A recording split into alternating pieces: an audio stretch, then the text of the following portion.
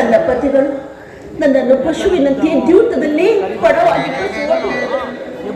ಕದ್ದ ಕಳ್ಳಿಯಂತೆ ಈ ರಾಜಸಭೆಯನ್ನು ತೊರೆದು ತಿರುಗಾಡುವಂತಾಯಿತು. ಇನ್ನೆರಡು ದಿನವಾದರೂ ಸಂತೋಷದಿಂದಿರಬಹುದು ಎಂದುಕೊಂಡರೆ ಹೆಜ್ಜೆ ಹೆಜ್ಜೆಗೂ ಅವಮಾನ ಅಪಮಾನ.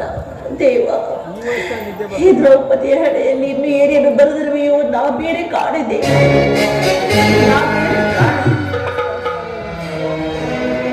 ಪಾಂಚಾಲಿ ಪಾಂಚಾಲಿ ಪ್ರಿಯೆ ಪಾಂಚಾಲಿ, ಇವಳೇಗೆ ಹೀಗೆ ಚಿಂತಾಮಗ್ನಾಗಿವಳು? ಕಾಂತೆ ಶಾಂತೆ ವರ ಧೀರನಾಗಿ ವರ ಪತ್ನಿಯಾಗಿ ಮರುದು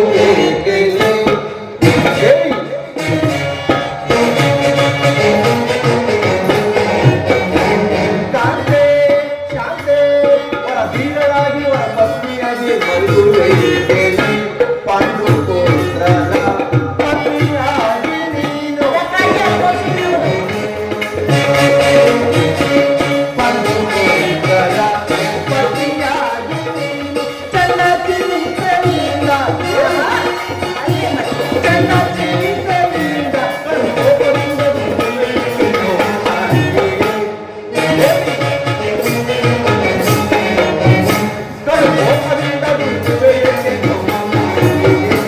ಶಾಂತೆ ಶಾಂತೆ ವರ ಧೀರನಾಗಿ ವರ ಪತ್ನಿಯಾಗಿ ಮರುದುವೆ. ಏಕೆ ಏನಾಯಿತು? ನಿಷ್ಕಾರಣವಾಗಿ ಹೇಳುತ್ತಿರುವೆಯಲ್ಲ, ಏನಾಯಿತು? ನಾನು ನಿಷ್ಕಾರಣವಾಗಿ ಅಳುತ್ತಿಲ್ಲ. ದ್ರೌಪದಿ ಅಳುವಿಗೆ 10 ಕಾರಣಗಳಿವೆ. ನೀವು ಪುರುಷರು, ನಿಮಗೆ ಯಾರಾದರೂ ಅಪಮಾನ ಮಾಡಿದರೆ ಕೇಡು ಬಗೆಯಿದೆ. ಆದರೆ ನಾವು ಸ್ತ್ರೀಯರು ಹಾಗಲ್ಲ. ಅನ್ನ ವಸ್ತ್ರಗಳಿಗಾಗಿ ಇನ್ನೊಬ್ಬರನ್ನು ಆಶ್ರಯಿಸಲೇಬೇಕು. ಆತ್ಮರಕ್ಷಣೆಗೋಸ್ಕರ ಇನ್ನೊಬ್ಬರ ಆಶ್ರಯ ಪಡೆಯಲೇಬೇಕು. ದೇವ, ಈ ಪರಾಧೀನ ಸ್ತ್ರೀ ಜಾತಿಯನ್ನು ಏಕೆ ಸೃಷ್ಟಿಸಿದೆ ಈ ಜಗತ್ತಿನ? ಹಳಬೇಡ ಪಾಂಚಾಲಿ, ಹಳಬೇಡ. ಸ್ತ್ರೀಯರ ಪರಾಧೀನತೆಯು ನಮ್ಮ ಸಮಾಜದ ನಿಯಮ, ಭಗವತ್ ಸ್ವರೂಪರಾದ ಋಷಿಮುನಿಗಳ ಆಜ್ಞೆ. ಧರ್ಮ ಪತ್ನಿಯನ್ನೇ ದ್ಯೂತದಲ್ಲಿ ಪಣವಾಗಿಟ್ಟು ಸೋಲಲೆಂದು ಆಜ್ಞೆ ಮಾಡಿದ್ರಲ್ಲವೇ ಆ ನಿಮ್ಮ ಋಷಿಮುನಿಗಳು. ಪತಿಗಳು ತಪಸ್ಸು ಮಾಡಿ ಪಡೆಯಬೇಕು ನಿಮ್ಮಂತಹ ಪತಿಗಳನ್ನು. ಅಣ್ಣನ ಒಂದು ದಿನದ ಅವಿವೇಕತನಿಂದಾದ ನಿಂದನೆಯು ನಮ್ಮನ್ನು ಸಾಯು ತನಕ ಬಿಟ್ಟಿದ್ದಲ್ಲ. ದೇವಿ, ಅಣ್ಣನ ಅಪರಾಧವನ್ನು ಕ್ಷಮಿಸುವಂತೆ ನಾನು ಎಷ್ಟು ಬಾರಿ ಬೇಡಿಕೊಳ್ಳುತ್ತವೆ. ಆದದ್ದು ಆಗಿ ಹೋಯಿತು, ಅದನ್ನು ಮರೆತು ಬಿಡು. ಈ ದಿನ ನೀನು ದುಃಖಿಸಲು ಕಾರಣ ನನ್ನ ಬಳಿ ತಿಳಿಸಬಾರದೆ? ತಿಳಿಸುವೆ, ಆದರೆ ಅದರಿಂದ ಆಗುವ ಪ್ರಯೋಜನವಾದರೆ ಏನು? ಇವೆಷ್ಟೇ ಆದರೂ ಅಣ್ಣನ ಆಜ್ಞಾಧಾರಿಕರು, ಅವರ ಆಜ್ಞೆ ಇಲ್ಲದೆ. ಅದು ಅಂದಿನ ಮಾತು. ಈಗ ನಾನು ಯಾರ ಆಜ್ಞಾಧಾರಕನೂ ಅಲ್ಲ. ಹಾಗಾದ್ರೆ ತಿಳಿಸುವೆ ಕೇಳಿ. ಇಂದು ಹಸ್ತಿನಾಂಬೆಯ ದೇವ ಮಂದಿರಕ್ಕೆ ದೇವಿಯ ದರ್ಶನಕ್ಕೆಂದು ಹೋಗಿದ್ದೆ. ಅಲ್ಲಿ ದುರ್ಯೋಧನನ ಪತ್ನಿಯಾದ ಭಾನುಮತಿ ಬಂದಿದ್ದರು. ನನ್ನನ್ನು ನೋಡಿ ನಕ್ಕು, ನಿನ್ನ ಪತಿಗಳ 5 ಗ್ರಾಮಗಳನ್ನು ಬೇಡಲು ದೂತನನ್ನು ಕಳಿಸಿರುವರು, ಇನ್ನೇನು ಸಂಧಿಯೇ ಆಗುವುದು, ಆಗ ನಾನು ಈ ದಿನ ಬೆಚ್ಚಿದ ಮುಡಿಯನ್ನು ಕಟ್ಟಬೇಕು ಎಂದು ಅಡಕ ಮಾಡಿದರು. ಪ್ರಾಣೇಶ್ವರ ಅಡಕ ಮಾಡಿದರು. ಏನು ದುರ್ಯೋಧನರೊಡನೆ ಪುನಃ ಸಂಧಿಗೆ ಪ್ರಯತ್ನ? ಹಾಗಾದರೆ ನನ್ನ ಸಂದೇಹವು ನಿಜವಾಯಿತು. ಯಾರು ಯಾರು ರಾಯಭಾರಕ್ಕೆ ಹೋದವರು? ಪರಮಾತ್ಮನಾದ ನಮ್ಮಣ್ಣನ ಗೋಪಿಕಾಂಗನೆಯರ ವಿಲಾಸ ವಿಭ್ರಮಗಳಲ್ಲಿ ಮಗ್ನನಾಗಿ ಯದುಪತಿಯು ಯುದ್ಧವನ್ನು ಮರೆಯು ಸಹಜ. ಅರ್ಜುನನು ದ್ವಾರಕೆಯಿಂದ ಹಿಂದಿರುಗಿದಾಗಲೇ ಈಗಾಗಬಹುದೆಂದು ನಾನು ಭಾವಿಸಿದೆನು. ಅದಿರಲಿ, ಆ ಭಾನುಮತಿಗೆ ನೀನು ಏನೆಂದು ಉತ್ತರವನ್ನು ಕೊಟ್ಟೆ? ಪ್ರಶ್ನೆಗೆ ತಕ್ಕ ಉತ್ತರವನ್ನೇ ಕೊಟ್ಟು ಬಂದಿರು. ಏನೆಂದು? ನಿನ್ನ ಕೊಟ್ಟಿದ ಮುಡಿಯನ್ನು ಬಿಡಿಸುವವರೆಗೂ ನನ್ನ ಬೆಚ್ಚಿದ ಮುಡಿಯನ್ನು ಕಟ್ಟಿಬಿಡಿಸಲೇ ಭಾಪು ಪಾಂಚಾಲಿ, ಭಾಪು. ಚಮತ್ಕಾರದ ಉತ್ತರವನ್ನೇ ಕೊಟ್ಟಿರುವೆ. ನೀನು ನಮ್ಮ ಸಂಗಡ ಕದನ ಮಾಡುವುದರಲ್ಲಿ ನಿನ್ನ ಚತುರತೆಯನ್ನು ಮುಗಿಸಿದ್ದೇ ಎಂದು ಭಾವಿಸಿದೆನು. ಭಾ, ಈ ಸಂತೋಷದ ಸಮಯದಲ್ಲಿ ನನ್ನ ತೊಡೆಯನ್ನು ಅಲಂಕರಿಸು. ನಿಮ್ಮ ತೊಡೆಯನ್ನು ಅದು ಈಗಲೇ ಸಾಧ್ಯವಿಲ್ಲ. ಬಾದೇವಿ, ಸಾಧ್ಯವೇ ಇಲ್ಲ.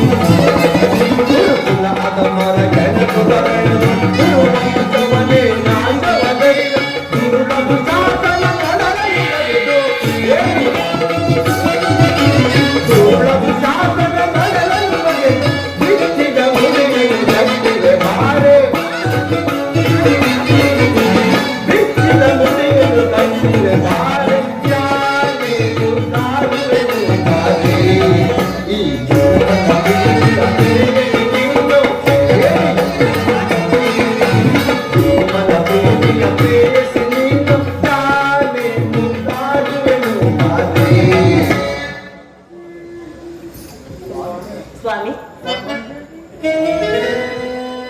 ಸಮಯವಿದೆ ಶೃಂಗಾರಕ್ಕೆ ಭೀಮಾ.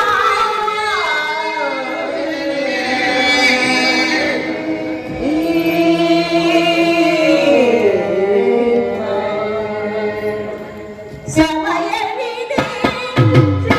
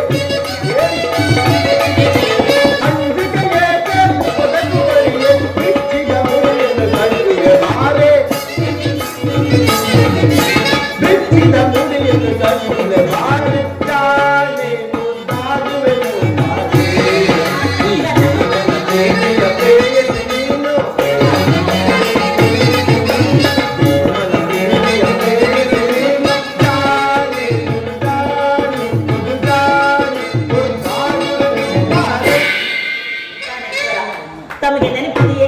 ಹಿಂದೆ ನನ್ನ ಬಿಚ್ಚಿದ ಕೇಶ ರಾಶಿಯನ್ನು ನೋಡಿ ಕುರುಕುಲಾಂತಕ ಕರಾಳ ರಾಜನ್ನು ಸಂಬೋಧಿಸಿ ತಾವು ಇನ್ನೂ ಏನೇನೋ ನುಡಿದಿದ್ದೀರಿ. ತಮಗೆ ನೆನಪಿದೆಯೇ? ಪುನಃ ನನ್ನ ಬಾಯಿಂದ ಪ್ರತಿಜ್ಞಾ ವಾಕ್ಯಗಳನ್ನು ಕೇಳಲಪಡಿಸುವೆ ಪಾಂಚಾಲಿ. ಮಾಡಿದ ಪ್ರತಿಜ್ಞೆ ಮರೆಯುವಂತ ಹೇಳಿಯಲ್ಲ ಈ ಪ್ರಚಂಡ ಭೀಮನು. ಬರೀ ಹೇಳುವುದಷ್ಟೇ ಅಲ್ಲ, ಹೇಳಿದಂತೆ ಮಾಡಬೇಕೆಂಬುದೇ ನನ್ನ ಇಚ್ಛೆ. ಹಾಗೂ ನಾನು ಇಚ್ಛಿಸಿದ್ರೆ ಏನಾಗ್ಬೋದು? ನೀವೆಷ್ಟೇ ಆದರೂ ಅಣ್ಣನ ಆಜ್ಞಾಧಾರಕರು, ಅವರ ಆಜ್ಞೆಯ ಹೊರತು. ಪಾಂಚಾಲಿ, ನನ್ನನ್ನು ಕೇಳಿಸಬೇಡ.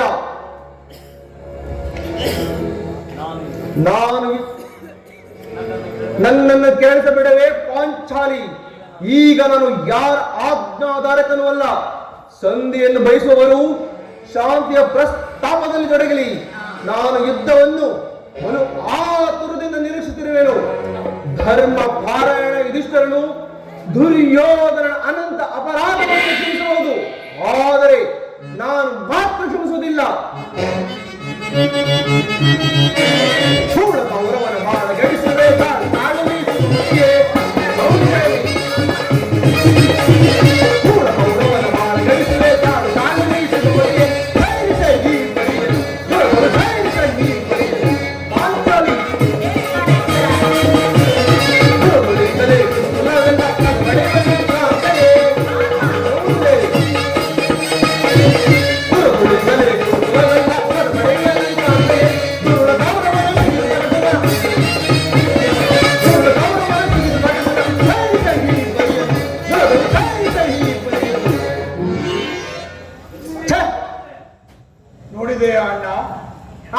ಭೀಮಸೇನನು ಸಂಧಿಯ ಪ್ರಸ್ತಾಪವನ್ನು ಕೇಳಿ ಕೆರಳಿದ ಸಿಂಹದಂತೆ ಗರ್ಜಿಸುತ್ತಿರುವನು. ಆತನನ್ನು ಸಮಾಧಾನಪಡಿಸಲು ನಿನ್ನ ಹೊರತಾಗಿ ಮತ್ತಾರಿಂದಲೂ ಸಾಧ್ಯವಿಲ್ಲ. ಪಾರ್ಥ, ಈ ಸಾರಿ ನಮ್ಮ ಸಹೋದರನ ಕೋಪಕ್ಕೆ ದ್ರೌಪದಿಯೇ ಮೂಲ ಕಾರಣವೆಂದು ತೋರುವುದು. ಶ್ರೀಕೃಷ್ಣನು ಹೇಳುತ್ತಿದ್ದನು, ಜಗತ್ತಿನ ಸುಖ ದುಃಖಗಳಿಗೆ ಸ್ತ್ರೀಯರೇ ಮೂಲ ಕಾರಣ ಅಲ್ವೇ ಮತ್ತೆ. ಪಾರ್ಥ, ಆ ಕೌರವರೊಡನೆ ಯುದ್ಧ ಮಾಡುವುದಕ್ಕಿಂತ ನಮ್ಮ ಈ ಸಹೋದರನ ಕೋಪವನ್ನು ಶಮನ ಮಾಡುವುದೇ ನನಗೆ ಅಸಾಧ್ಯವಾಗಿದೆ. ಸಹೋದರ ಭೀಮಸೇನ ಕೋಪವೇ ತಮ್ಮ ನನ್ನಲ್ಲಿ. ಪಾಂಚಾಲಿ, ಸಮಾಚಾರವೇನು? ಅಣ್ಣನೇಕೆ ಸಿಟ್ಟಾಗಿರುವನು? ಏಕೆ? ಈ ನಿಮ್ಮ ಪ್ರಶ್ನೆಗೆ ನನ್ನ ಬಿಚ್ಚಿದ ಬಿಡುಗುಡಿ ಉತ್ತರ ಕೊಡಲಲ್ಲದೇನು? ಅಗ್ರಜ, ಸಮಯಕ್ಕೆ ಸರಿಯಾಗಿ ಒಂದೇ. ನನಗೆ ಯಾರಲ್ಲಿಯೂ ಕೋಪವಿಲ್ಲ. ಅರ್ಜುನನ ಸಮ್ಮುಖದಲ್ಲಿ ನಾನೊಂದು ವಿಷಯವನ್ನು ಹೇಳಬೇಕೆಂದಿದ್ದೆನು. ಅದನ್ನು ನಿಮ್ಮಿಬ್ಬರ ಸಮ್ಮುಖದಲ್ಲಿ ಈಗಲೇ ಹೇಳುವೆನು. ಈ ಸಂಧಿಯ ಸುದ್ದಿಯು ನಿಮಗೆ ಉಚಿತವಾಗಿಯೇ ಕಾಣಬಹುದು. ಅದಕ್ಕೆ ಅರ್ಜುನನು ಅನುಮೋದಿಸಬಹುದು, ನಕುಲ ಸಹದೇವರು ಸುಮ್ಮನಿದ್ದರೂ ಇರಬಹುದು. ಆದರೆ ಈ ಧಾತ್ಯಾವೃತ್ತಿಯನ್ನು ನಾನು ಪಾಂಡವರ ಕಳಂಕವನ್ನೇ ನೋಡುತ್ತೇನೆ. ದರಿದ್ರ ಭಿಕ್ಷಕರಂತೆ ಕಂಡವರ ಮನೆ ಬಾಗಿಲಲ್ಲಿ ಸಂಧ್ಯಾಚರಣೆ ನಡೆಸಲು ಪಾಂಡುರಾಜೇಂದ್ರನು ನಮ್ಮನ್ನು ಪುತ್ರರನ್ನಾಗಿ ಪಡೆಯಲಿಲ್ಲ. ಈ ಅಪಮಾನವು ನಿಮಗೆ ಸತ್ಯವೇ ಕಾಣಬಹುದು. ಆದರೆ ಇನ್ನೊಂದು ಘಳಿಗೆ ನಾನು ಸಹಿಸತಕ್ಕದ್ದವನ್ನಲ್ಲ. ಯುದ್ಧಕ್ಕಾಗಿ ನಿಮ್ಮ ಅನುಮತಿಯನ್ನಾಗಲಿ ಅರ್ಜುನನ ಸಹಾಯವನ್ನಾಗಲಿ ನಾನು ಅಪೇಕ್ಷಿಸುವುದಿಲ್ಲ. ನಾನು ಮತ್ತು ಈ ನನ್ನ ಗದೆ ಎರಡೇ ಗುರುಕುಲವನ್ನು ಸಂಪೂರ್ಣವಾಗಿ ನಾಶ ಮಾಡಬಲ್ಲೆನು. ನೀವು ನಿಶ್ಚಿಂತರಾಗಿ ಸನ್ನಿಯ ಪ್ರಸ್ತಾಪದಲ್ಲಿ ತೊಡಗಿರಿ. ನನಗೆ ತೋರಿತರಣ ಮಾಡುವೆನು. ಭೀಮಸೇನ ಕೇತರ ನಡತೆ ಪ್ರೀತಿ ಸಹೋದರ ಮರವೇ ನಿಹುದೈ. ಕೇತರ ನಡತೆ ಪ್ರೀತಿ ಸಹೋದರ ಮರವೇ ನಿಹುದೈ.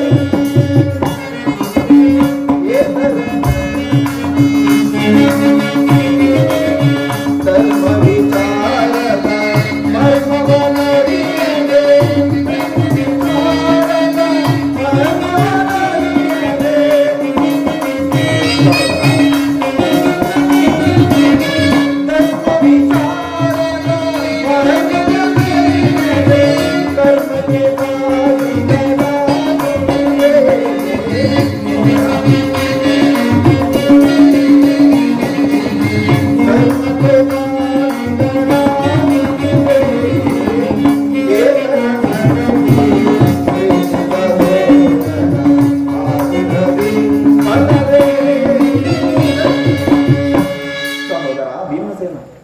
ನಿನ್ನ ಕೋಪವನ್ನು ತಡೆಯುವ ಶಕ್ತಿ ನನ್ನಲ್ಲಿಲ್ಲ. ಶಾಂತನಾಗು ತಮ್ಮ, ಶಾಂತನಾಗು.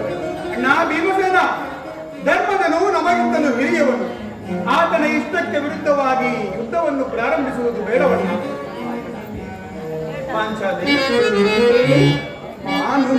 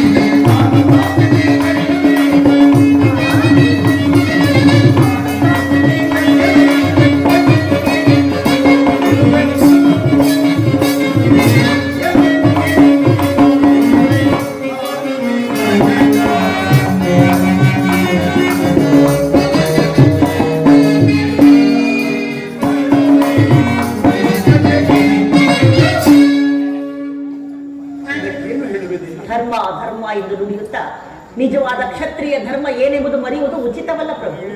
ಯುದ್ಧದಂತೆ ಶಾಂತಿ ರಕ್ಷಣೆಯು ಕ್ಷತ್ರಿಯರ ಕರ್ತವ್ಯ. ಪಾಂಚಾಲಿ, ಯುದ್ಧವು ಎಂತಹ ಘೋರ ಕರ್ಮವೆಂದು ನೀನು ತಿಳಿದಿಲ್ಲ. ನಾವು ನಮ್ಮ ಅಭಿಮಾನಕ್ಕೆ ವಶರಾಗಿ ಯುದ್ಧವನ್ನು ಪ್ರಾರಂಭಿಸಿದರೆ ಮುಂದೆ ನಮ್ಮ ಅವಿಚಾರಕ್ಕೆ ನಾವೇ ದುಃಖಿತರಾಗಬೇಕಾಗುವುದು. ಅದಕ್ಕಾಗಿಯೇ ನಾನು ಹೆದರಿ ಸಂಧಿಗಾಗಿ ಸರ್ವ ಪ್ರಯತ್ನವನ್ನೂ ಮಾಡುತ್ತಿರುವೆನು. ವಾಸ ದೌಮ್ಯರನ್ನು ಕಳುಹಿಸಿ ಅವಮಾನಗೊಳಿಸಿದೆ. ಇನ್ನು ಕುಲ ಪುರೋಹಿತರನ್ನು ಕಳುಹಿಸಲು ಇದೇನು ಮದುವೆ ಅವತರದಲ್ಲ ನೀಚ ಕೌರವ. ಈಗ ಶ್ರೀಕೃಷ್ಣ ಪರಮಾತ್ಮರನ್ನು ಕಳುಹಿಸಿ ಎಲ್ಲಿ ಅವಮಾನಗೊಳಿಸಿದರು ಎಂಬ ಚಿಂತೆ ನನಗೆ. ಇದೇನಿದು ಕೋಲಾಹಲ?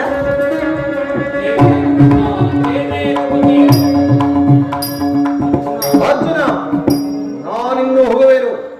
ಈ ಸಂಧಿಯ ಫಲಾಫಲಗಳನ್ನು ಕೇಳುವುದರಿಂದ ನನಗೆ ಯಾವ ಪ್ರಯೋಜನವಿಲ್ಲ. ಸಹೋದರರೇ, ನಿಮ್ಮ ವರ್ತನೆಯ ಪುರಸ್ಕಾರನ ಫಲವನ್ನು ನಿಮಗೆ ಇರಲಿ. ಪ್ರತಿಜ್ಞೆಯಂತೆ ನಡೆಯುವ ಸ್ವತಂತ್ರ ಮಾತ್ರ ನನಗಿರಲಿ. ಶ್ರೀಕೃಷ್ಣ ಪರಮಾತ್ಮರು ರಸನಗುತ್ತ ಇತ್ತ ಕಡೆಯಿಂದ ಆಗಸುತ್ತಿರುವರು. ಸ್ವಲ್ಪ ತಡೆಯಿರಿ ಅಣ್ಣ. ಬಾ.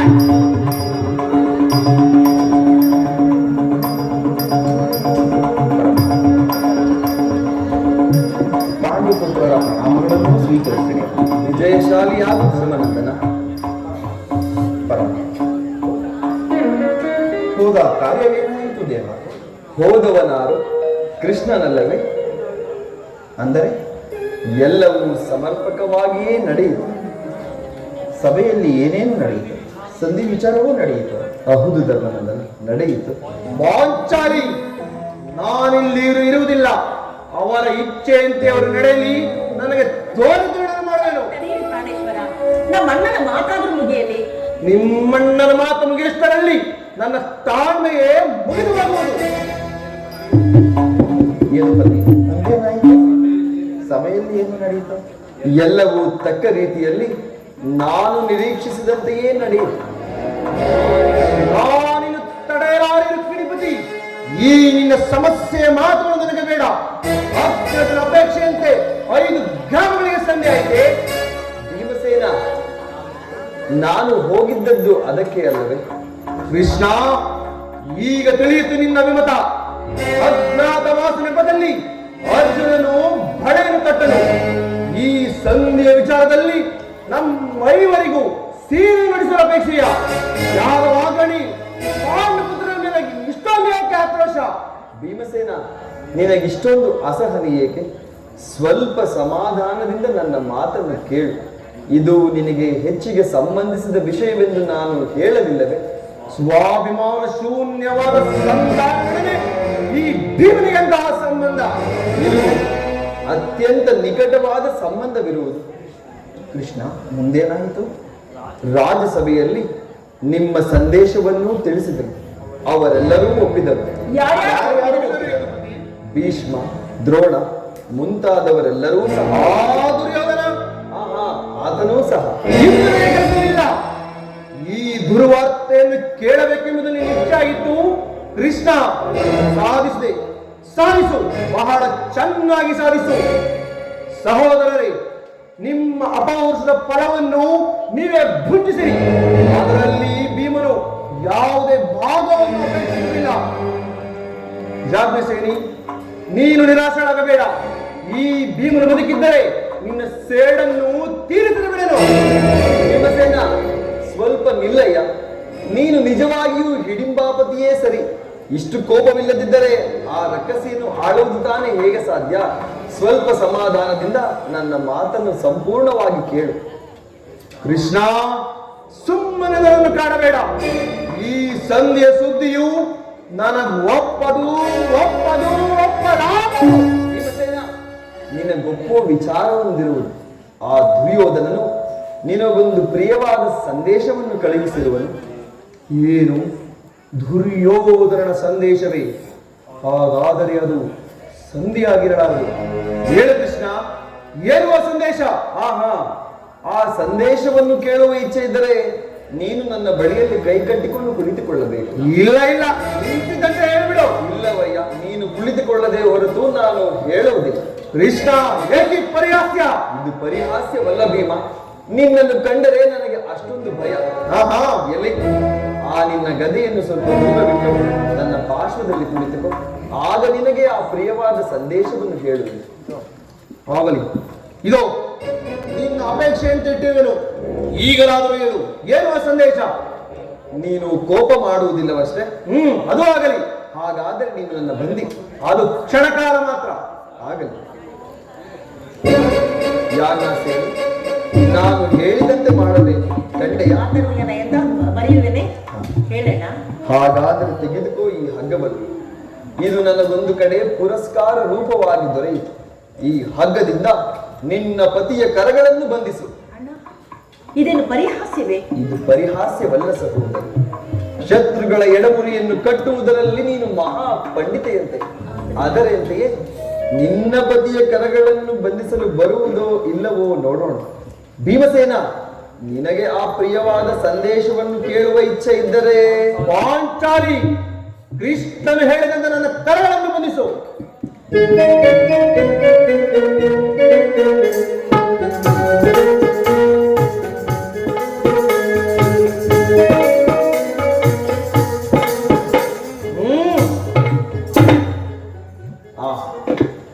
ಈಗ ಎಲ್ಲರೂ ಕೇಳಿ. ಭೀಮಸೇನನನ್ನು ಬಂಧಿಸಿರುವ ಹಗ್ಗವು ಈ ದಿನ ರಾಜಸಭೆಯಲ್ಲಿ ನನ್ನ ಅಂಗಾಂಗಗಳನ್ನು ಯಾರು ಈ ಕೃತ್ಯವನ್ನು ಮಾಡಿದವರು? ಏನು ಹೇಳಿದ ಕೃಷ್ಣ? ಈ ಹಗ್ಗದಿಂದ ನಿನ್ನನ್ನು ಬಂಧಿಸಲೆತ್ತಿಸಿದ ಆ ಧ್ಯಾತ್ಮರಾರು. ದುರಭಿಮಾನಿಯಾದ ದುರ್ಯೋಧನನು ಆಜ್ಞೆ ಮಾಡಿದನು. ದುರಾಚಾರಿಯಾದ ದುಶ್ಯಾಸನನು ಈ ಕಾರ್ಯವನ್ನು ಮಾಡಿದನು. ಇಂತಹ ಸಾಹಸ ಅವರಿಂದಲ್ಲಿದೆ, ಮತ್ಯಾರಿಂದ ಸಾಧ್ಯ? ಪಾಂಚಾಲಿ, ನನ್ನ ಕರಗಳನ್ನು ಬಿಡಿಸು. ಈ ನೀಚ ಕೃತ್ಯದಿಂದ ಆ ದುರ್ಯೋಧನ ದುರಭಿಮಾನವು ಶಿಖರವನ್ನು ಮುಟ್ಟಿರುವುದು. ನಮ್ಮ ಪ್ರಿಯಬಂಧುವಾದ ಶ್ರೀಕೃಷ್ಣನನ್ನು, ಪಾಂಡವರ ರಾಯಭಾರಿಯನ್ನು, ಆ ಕುನ್ನಿ ಕೌರವನು ಈ ರೀತಿ ಅಪಮಾನಪಡಿಸಿರುವರೇ? ಅಗ್ರಜ, ಧನಂಜಯ, ಇದಕ್ಕೆ ನಿಮ್ಮ ಉತ್ತರವೇನು? ಆಹಾ, ಇಷ್ಟು ಮಾತ್ರವಲ್ಲ, ಆ ದುರ್ಯೋಧನನು ನಿಮ್ಮ ಸಂದೇಶಕ್ಕೆ ಕೊಟ್ಟ ಉತ್ತರವನ್ನು ಕೇಳಿ.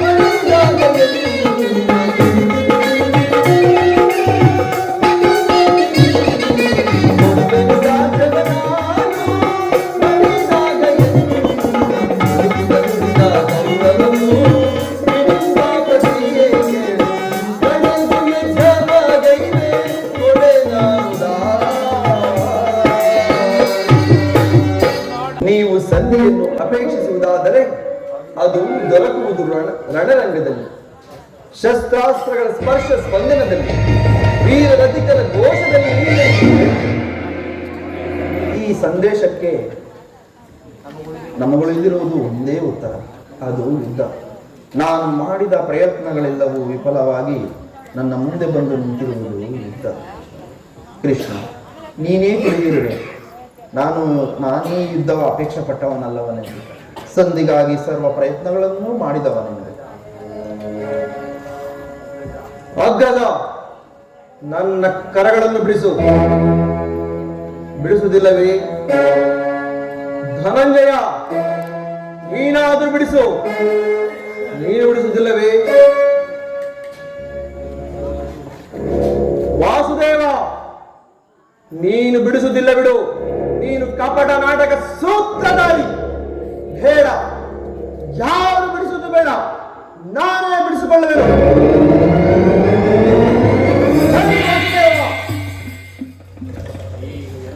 ಈಗ ಕೇಳಿರಿ ಎಲ್ಲರೂ ನನ್ನ ಪ್ರತಿಜ್ಞೆಯನ್ನು. ಕಾಮೋಡ ಗುಡಿ ಗುಳಿಗೆ ಬೆದರಲು ಈ ಭೂಮಿನಲ್ಲಿ ಬೆಳಗ್ಗೆ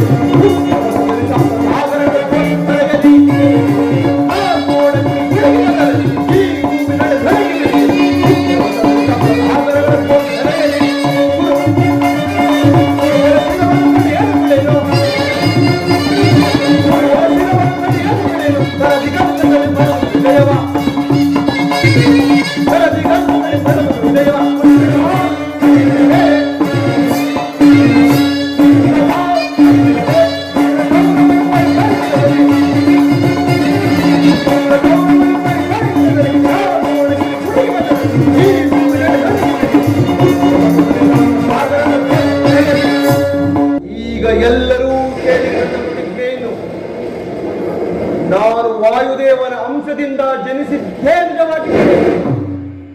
ವೀರಮತೆ ಕುಂತಿದೇವಿಯ ಸ್ತನಪಾನ ಮಾಡಿಯೇ ಸತ್ಯವಾಗಿದ್ದರೆ ನಾಳಿನ ಭಯಂಕರವಾದ ಯುದ್ಧದಲ್ಲಿ ಕೌರವರ 98 ಮಂದಿ ಸಹೋದರರನ್ನು ಸಂಪೂರ್ಣವಾಗಿ ನಾಶ ಮಾಡಿ ಆ ದುರುಳ ದುಶ್ಯಾಸನ ವಕ್ಷಸ್ಥಳವನ್ನು ಬಗೆದು ಅವನ ಗುಂಡಿಗೆ ಬಿಸಿ ರಕ್ತದಿಂದ ಪಾಂಚಾಲಿಯ ಬಿಡಿ ಮುಡಿಯ ಕಟ್ಟಿಸುವೆ. ತದನಂತರ ಆ ದರ್ಪಿತ ದುರ್ಯೋಧನನ ತೊಡೆಯನ್ನು ಈ ನನ್ನ ಘನಗದಾಧರಣೆಯಿಂದ ಮುರಿದು ಅವನ ರಾಜ ಕಿರೀಟವನ್ನು ನನ್ನ ಎಡಗಾಲಿನಿಂದ ಪುಡಿ ಪುಡಿ ಮಾಡದೆ ಹೋದರೆ ನನಗತಿ ಭಯಂಕರವಾದ